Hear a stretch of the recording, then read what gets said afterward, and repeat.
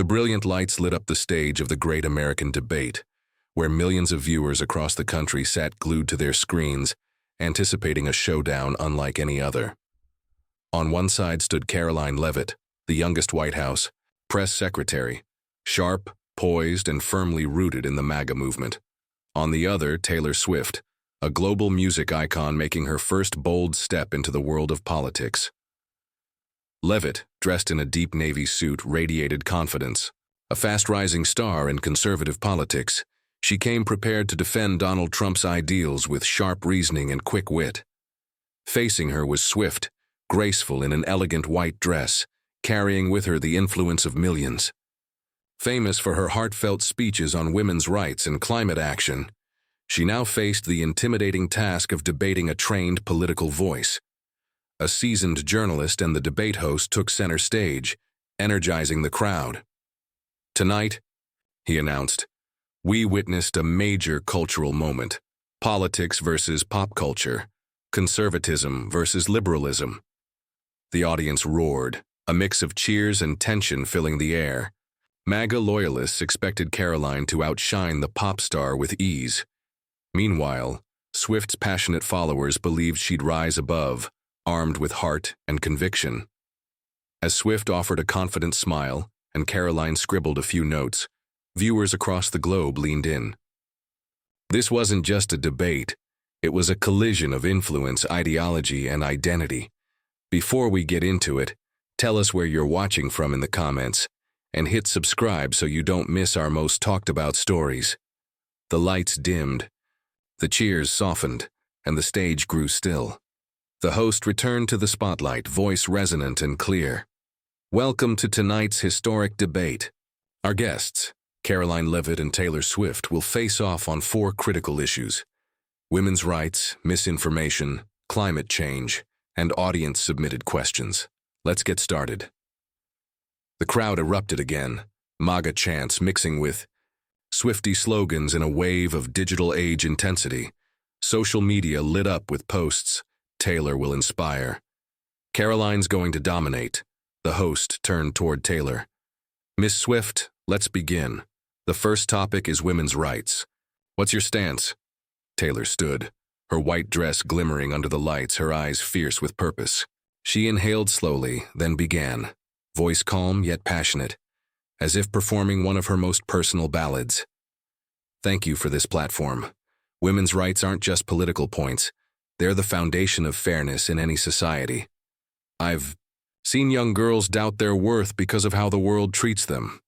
I've always encouraged my fans, especially young women, to register to vote and raise their voices. We need leadership that uplifts women, not restricts them." She raised her hand for emphasis.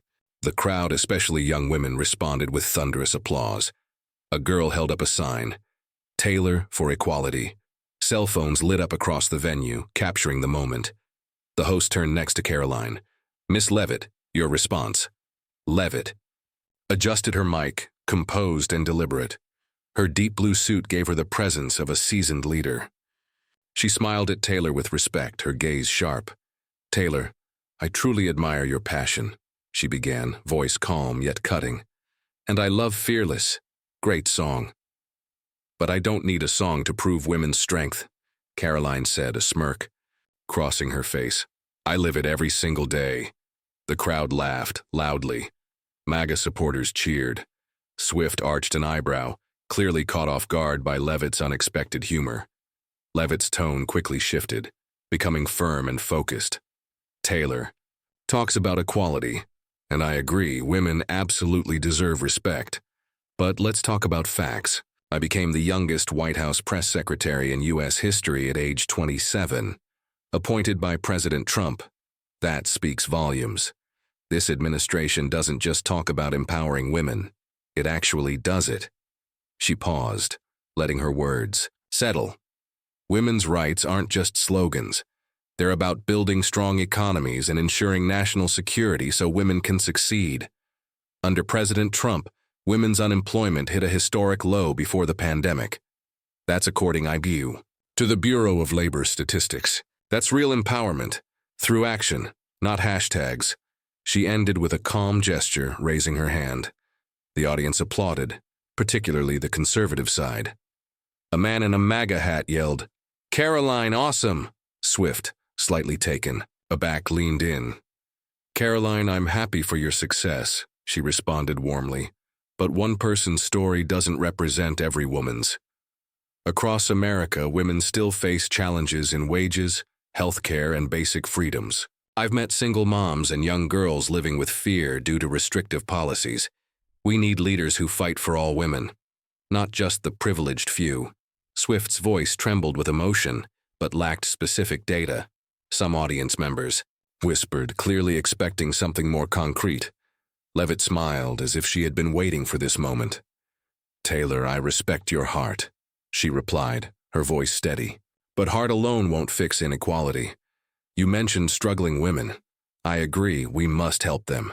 And under Trump's leadership, we did. We expanded funding for vocational training, helping thousands of single mothers find stable jobs. We cut drug prices, making healthcare more affordable, especially for women." She tilted her head slightly, her voice turning just a touch sarcastic. "Do you have numbers to back your policies? Or are you planning to just write a song about them?" The audience burst into laughter. Even some undecided attendees chuckled. Swift blushed slightly, momentarily stunned by Karoline's sharp delivery. The host stepped forward, smiling brightly and raising a hand. "What an electrifying start," he said. "Now we go deeper into the topic of women's rights. Miss Swift, you have 90 more seconds to respond." Cheers echoed through the room. Taylor for Equality signs waved. MAGA supporters leaned in, waiting for Leavitt's next round. Social media erupted. Leavitt v. Swift was trending. One user posted, "Taylor needs to bring the heat now." Swift stood tall, her white dress glowing under the lights. Her eyes were fierce now, her moment of hesitation gone. She adjusted her mic and spoke. "Women's rights are the core of justice," she said, her voice steady. "I've traveled the world, meeting girls who dream of becoming doctors, artists, and leaders, but outdated rules and toxic comments from public figures hold them back." She paused for breath. "Women make up half the population, yet we still earn less. 82 cents for every dollar a man makes, according to recent research. We must protect our freedoms, from health care to personal choices. We need leaders who support every woman, not just a chosen few." As her words ended, her voice soared like a chorus in a powerful song. The crowd, especially younger women, erupted in applause. One girl screamed, "Taylor, we love you." Cameras panned across emotional faces in the crowd. The host turned, again nodding. "Miss Leavitt, your response." Karoline rose, still smiling. Her sharp gaze locked on Swift as she tapped her pen softly on the table. She seemed ready. "Taylor, I'm truly touched by your passion," she began calmly. "You talk about feminism in the man. I love that track. But I don't need a music video to prove women are strong. I live that strength every single day. In the White House." She paused, then took a step forward, her tone deepening. "Taylor brings up inequality, and she's right. Women deserve fair treatment. But again, we need to focus on reality. I'll repeat it. I was appointed by President Trump at just 27, making me the youngest White House press secretary ever. That's not just talk. That's an opportunity delivered." "That's not an exception, Taylor," Leavitt said, voice steady and clear. "It's proof that this administration actually gives women opportunities." She turned slightly toward the audience, her confidence unwavering. "You mentioned the wage gap," she continued. "Well, according to the Bureau of Labor Statistics under President Trump, before the pandemic, the gender wage gap narrowed to its lowest point in 20 years. She paused, letting the weight of her words land. "Why? Because we focused on the economy. We created 7 million jobs, and more than half of those went to women. Women's rights aren't just about slogans or choice. They're about real things. Good jobs, safe families, and a secure future." Applause broke out. Even some in the middle of the aisle, previously quiet, nodded along, impressed by the stats. Swift frowned slightly. Then she requested a rebuttal. "Karoline, Your story is inspiring, she began, her voice soft but passionate. But millions of women don't have your access or opportunities. Conservative policies have slashed funding for women's health care, making life harder for single mothers. Her tone grew more urgent. I've met these women, I've heard their stories, we need action. For all women, not just those who rise to the top. Some in the crowd applauded, but others whispered. Swift's words were heartfelt, but still lacked hard data. The room sensed it. Leavitt didn't wait. She stepped up again, voice low and sharp. Taylor, I respect those stories. I do, she said, her gaze firm. But stories don't pay the bills. She let the words hang, then pushed forward. You talked about healthcare? Trump's team lowered drug prices. Millions of women got medical help at lower costs. And single mothers? We gave over 300,000 women stable jobs through increased vocational training, per the Department of Labor. She leaned closer to the mic, her tone now cool and direct. The liberal policies you support, raise taxes, raise prices, they hurt the very women you say you care about. Women don't need vague promises. They need real action. Leavitt raised her hand slightly for emphasis, and the room erupted. Applause thundered, especially from the right. A man in the crowd yelled, Karoline, she's done! Swift tried to respond, her voice rising.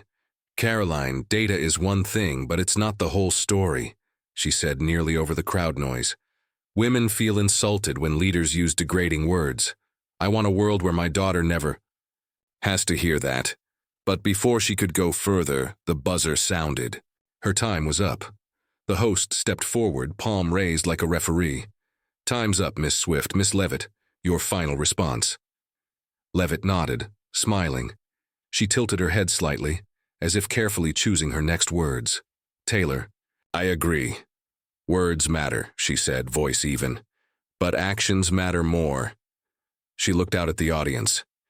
Women like me, and millions of others. We don't need leaders singing about feminism. We need leaders creating jobs, building security, opening doors. She paused for a beat. You want to write a song for your daughter, she said softly. I want to write policies, so my daughter has a future. Applause exploded. The room shook with it. Even some undecided viewers stood up. Swift sat back, eyes troubled, smoothing her dress as she exhaled. The host chuckled and raised a hand. What a thrilling first round, he announced. We'll move to misinformation after. A 1-minute break. The cameras panned the audience. A group of young women held Swift for Women signs. But others whispered about Leavitt. One man in a MAGA hat gave a loud thumbs up, shouting, Karoline, keep it up. Swift quietly sipped water, her expression focused, strategizing. Across from her, Leavitt sat smiling, scribbling notes. Everyone knew. The first round was hers. On the massive screen behind the Great American Debate stage, a tweet flashed. Leavitt v. Swift was trending. Thousands of comments poured in. Karoline just crushed round 1. Taylor needs to bring fire. The host, now brimming with energy, walked center stage and raised a hand like a gladiator. Next topic, misinformation. Miss Swift, the stage is yours. The crowd roared as the lights shifted to a cool, tense blue. Swift rose again. Her white dress shimmered. This time her eyes were sharper, focused. The hesitation was gone. She took a breath, adjusted her mic, and then began. Misinformation is tearing us apart, she said, her voice rising with purpose. When leaders spread lies, from denying science to pushing division, they break trust. She looked into the crowd. I've seen it. Families fighting over fake headlines, communities confused by false stories about elections or health. Her voice grew stronger. As someone with influence, I see how powerful words can be, and how dangerous they become when twisted. I know the weight of words, Swift said firmly. I double-check before I share anything, and I urge everyone, whether you're a celebrity or a politician, to do the same. We need truth if we want a better future. She scanned the audience. Slowly, her voice landing like a final note in a powerful chorus. Applause followed. Youth stood, holding up Swift for truth signs. One girl shouted, Taylor, you're right! The host smiled and turned. Miss Leavitt, your response. Leavitt rose with a fighter's grace. Her smile was steady, eyes gleaming as she gave her mic a light twirl. Taylor, your passion is inspiring, she began, her tone sweet, but sharp. And Folklore, amazing album. But writing a good story is easier than fact-checking, right? The audience laughed, some MAGA supporters clapping and whistling. Swift frowned, clearly not expecting her music to be used against her. Leavitt stepped forward. The stage lights followed her like a spotlight. Taylor says misinformation is a problem, and I agree. But fake news doesn't just come from leaders. It comes from all sides, including the liberal media you often support. The audience quieted, leaning in. A Stanford study shows that fake news spreads because of emotion, not truth, Leavitt continued. And as someone with millions of followers, one wrong post from you could cause chaos. She paused, her head tilted slightly, tone suddenly light, like a teacher posing a hard question. Have you ever posted something you later had to delete? The room whispered. Some neutrals nodded. Everyone was waiting for Swift's answer. Swift stood, her response a little rushed but still calm. Karoline, I'm very careful with what I share, she said. I work with a team to verify everything. But the bigger issue is when leaders, like President Trump, spread conspiracy theories about elections and science. That kind of rhetoric causes real harm. Her tone was strong, but lacked specifics. Audience members whispered again. Some looked unsatisfied. Leavitt smiled, almost knowingly, then stepped closer to the mic. Being careful is good, she said. But it's not enough. Her voice dropped slightly, firm and deliberate. You mentioned conspiracy theories. Well, remember when you shared a post about environmental policy, then deleted it because it was wrong? Gasps rose from a few corners of the crowd. That post reached millions, and you never corrected it publicly. Taylor, misinformation doesn't only come from leaders. It comes from influencers like you. She raised her voice, crisp and clear. Trump's administration provided public health and economic data, so people could judge for themselves. Do you have real evidence for your accusations? Leavitt lifted her hand as if throwing down a challenge. Applause broke out again. MAGA hats waved. One man yelled, Karoline, take her down! Swift blushed, then quickly responded. I admit I can make mistakes, but I always correct them, she said. Leaders should be held to higher standards, because their words shape nations. But then the buzzer sounded. Time's up, Miss Swift, the host said cheerfully. Miss Leavitt, your final thoughts. Leavitt smiled, her voice calm but cutting. Taylor, correcting mistakes is good, but preventing them is better. She stepped forward, looking directly into the camera. I'm answering with truth and data. If you want to fight fake news, start by checking your sources, not your feelings. She finished with a sharp glance across the audience. Applause thundered. X, formerly Twitter, exploded. Karoline just turned the tables. Leavitt destroys, Swift is trending. The host raised a hand, laughter in his voice. Round 2 was scorching. We'll move to climate change after a 1-minute break. Some fans still held up Swift for truth signs, but others now waved Leavitt for logic ones. Swift sat, her hands gripping the mic, eyes deep in thought. Across from her, Leavitt calmly sipped her water, smiling. Ready. The Great American Debate. Stage glowed as footage of wildfires, floods, and melting glaciers played on the massive screen, setting the mood. The crowd remained electric. Whispers filled the air. Leavitt's performance in the misinformation round had landed hard. Then the host, with boundless energy, stepped forward again, lifting the mic like a rock star. All right, audience, are you ready for round 3? He turned toward the left. Podium, topic, climate change. Miss Swift, are you ready? The hall pulsed with red light, crackling like the final round of a championship fight. The crowd hushed as the young woman in the Swiftie shirt stood, voice slightly shaky but clear. Miss Swift, I'm a fan. How can pop culture promote unity in politics? Taylor took a breath, steadying herself like a performer about to hit. The high note of a difficult ballad. That's a beautiful question, she said, voice warm yet urgent. Pop culture has the power to connect people beyond politics. Music, films, art. These remind us we're all human. We laugh at the same jokes, cry at the same scenes, and cheer for the same heroes. I believe when artists speak up, not as experts but as citizens, they spark conversations that bridge divides. We won't always agree, but we can start by listening. The crowd applauded warmly, especially the younger section, some nodding in agreement. The host smiled, turning to Karoline Leavitt. "Miss Leavitt, your response?" Karoline stepped up smoothly, eyes locking with the young woman like a seasoned debater greeting an earnest challenger. "Pop culture is powerful, no doubt," she began, tone polite but firm. "But unity doesn't come from songs or speeches. It comes from shared values, freedom, hard work, truth. Too often, celebrities pick sides and alienate half the country. Unity isn't saying what feels good. It's standing for what works. When pop culture chooses facts over hashtags, then it can help. Until then, it often divides more than it heals." Applause erupted, especially from the conservative side. A man shouted, "Truth over trends." The next question came from an older gentleman in a veteran's cap. "Karoline, what do you say to people who think you're too harsh on influencers like Taylor?" Leavitt smiled slightly, nodding with respect. "I understand that view. But holding influencers accountable isn't personal, it's necessary. If someone has millions of followers, their words impact real lives. That kind of influence should come with responsibility. I'm not attacking Taylor. I'm asking for consistency. If we're talking about misinformation, we all have to be part of the solution."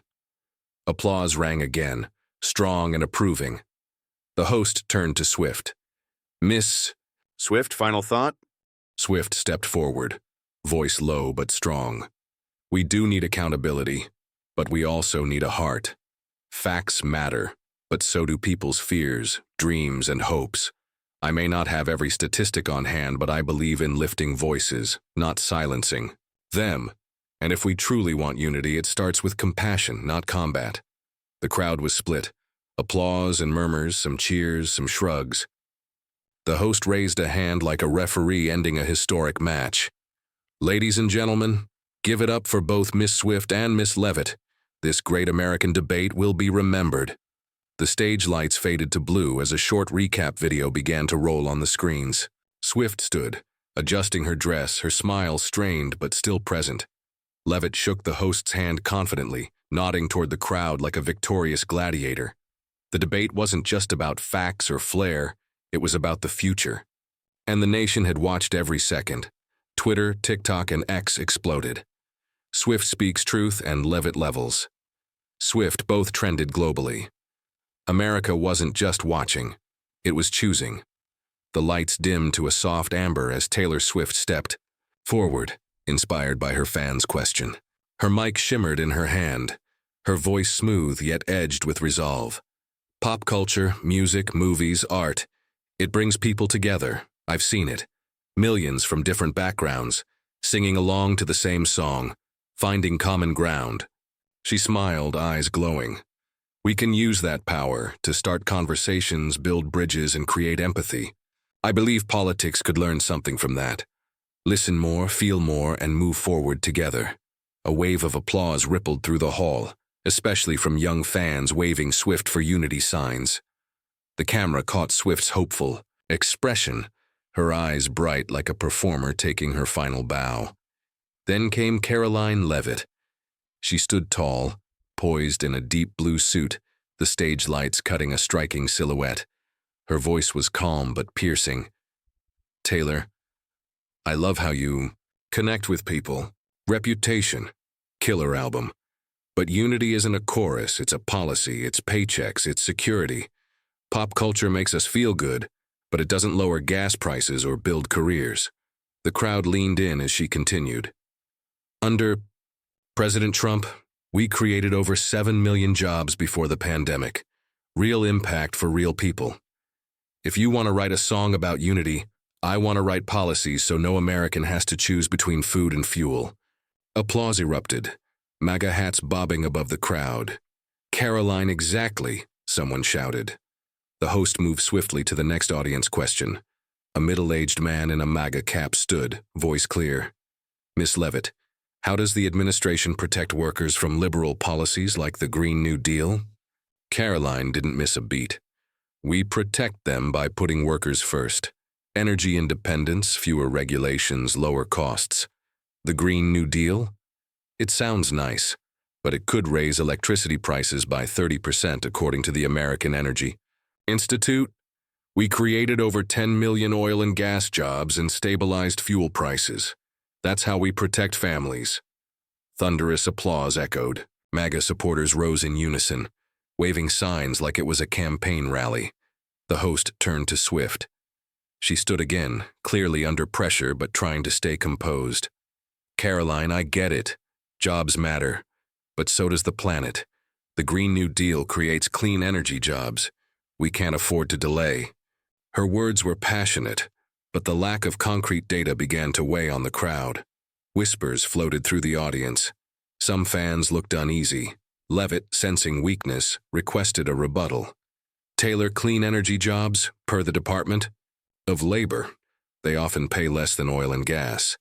You've met activists, but do you have any data proving the Green New Deal won't hurt workers?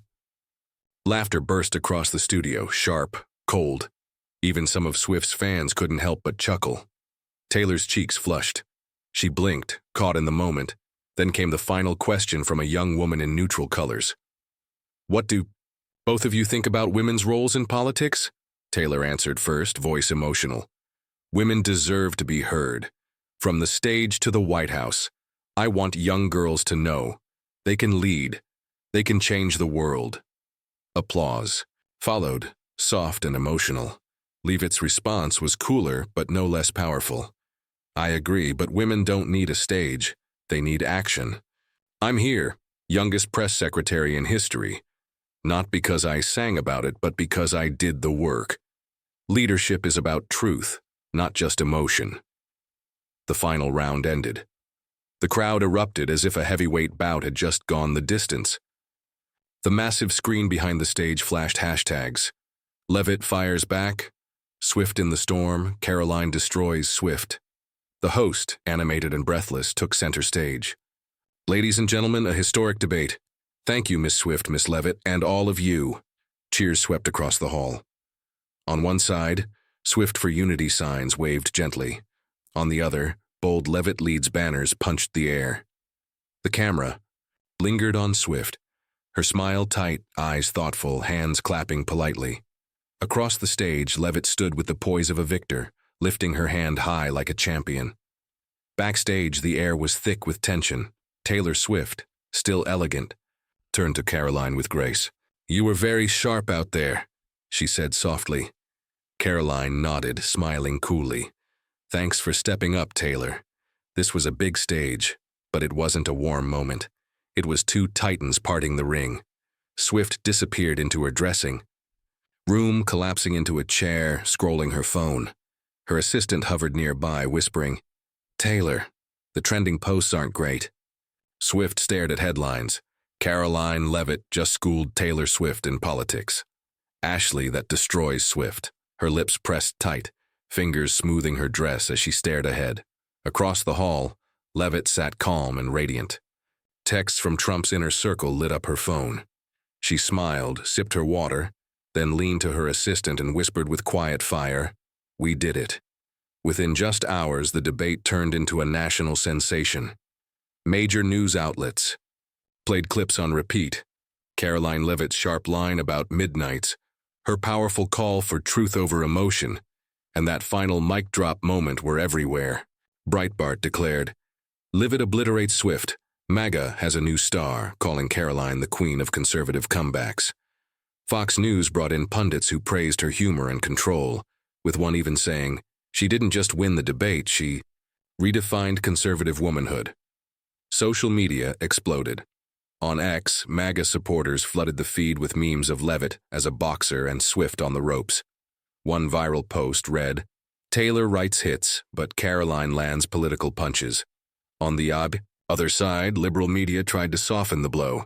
CNN aired a segment titled, Taylor Swift faces the fire with bravery, admitting she was unprepared with facts but celebrating her courage to show up. Vogue praised her as a spark of political inspiration, writing that even in defeat, she stirred something in millions of young viewers.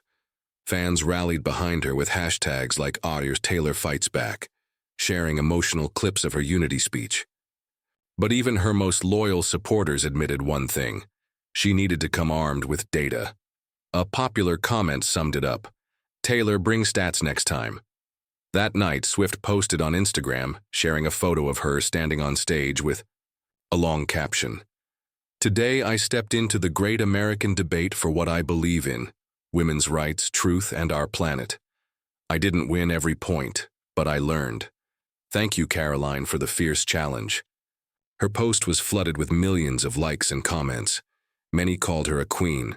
Others reminded her that passion is not enough in politics. The message was clear: Swift had heart, but Leavitt had the numbers. The next morning, Leavitt appeared at a White House press briefing. Confident as ever in her signature blue suit, she was asked about the debate. She smiled.